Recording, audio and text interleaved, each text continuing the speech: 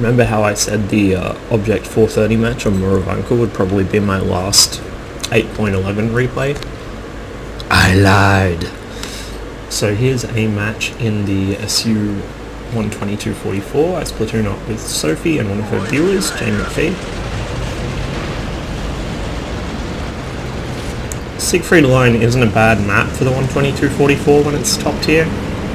If this was a tier 9 game, I'd be worrying, but as it happens, this went quite well. It's a pretty hard carry. A lot of the team didn't actually do much, but oh well, a win's a win. So immediately I head into town. I actually turned too far to the left and went down this street, which isn't what I intended, but because of the 122.44's comparative speed, I got to this corner before anyone else. And I see two tier 5s here, so I decided to take a quick shot at some targets of opportunity. So just third person aiming, didn't even wait for an aim to settle. It was just a hurried shot before I moved into actual cover. So by now, quite a few enemy tanks have been spotted on the east side of town. Our heavies are beginning to move in, so I take my usual position. I was having some connection issues during this match, so some of my movements are a bit delayed or awkward looking. I sit watching that archway, which is normally where you get a heavy tank or sometimes a medium will poke through there, and it's just nice to have that pre-aim in case they do it. It lets you get a free shot into their side, possibly come trap them on the corner.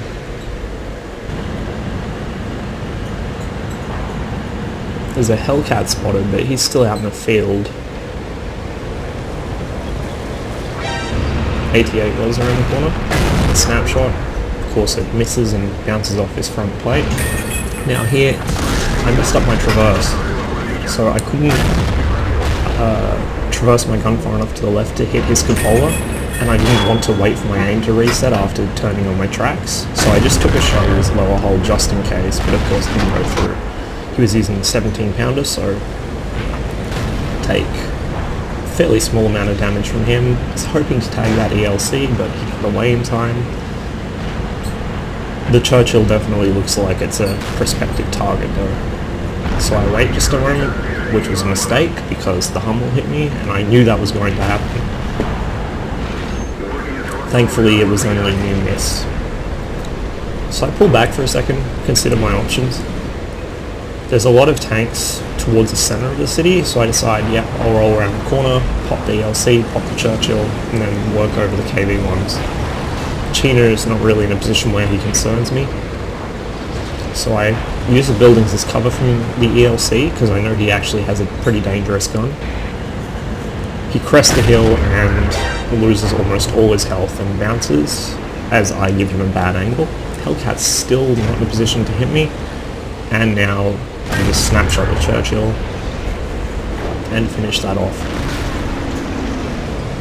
KV-1 there, but the 25-2 is a much more dangerous target.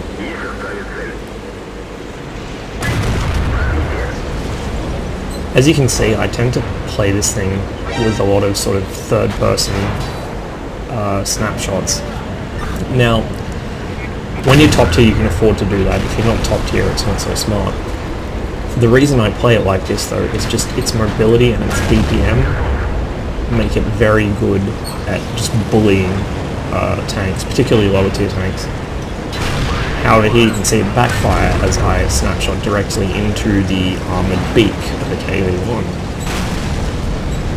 Our T-29 saves me from an embarrassing death to a tier 5. I decide to cut through here because it looks like Sofi's in trouble.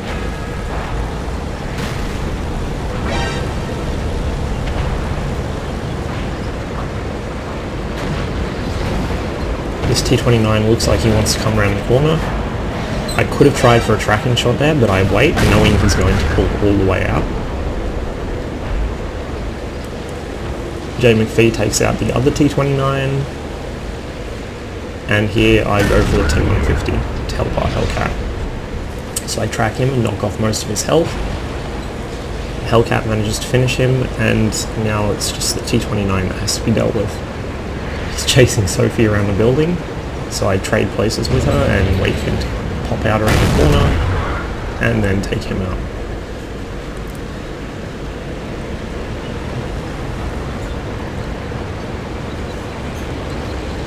The enemy are now down to just their artillery and their Nashorn, who was sitting in the field behind town.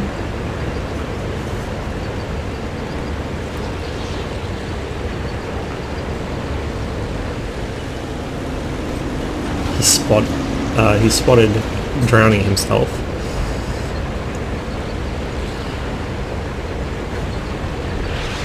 So you can, whoops, wrong button. You can see that he's still got hit points. Now, I'm not one to let people drown themselves and get away with it, so boom. That damage doesn't count anymore. It used to, actually.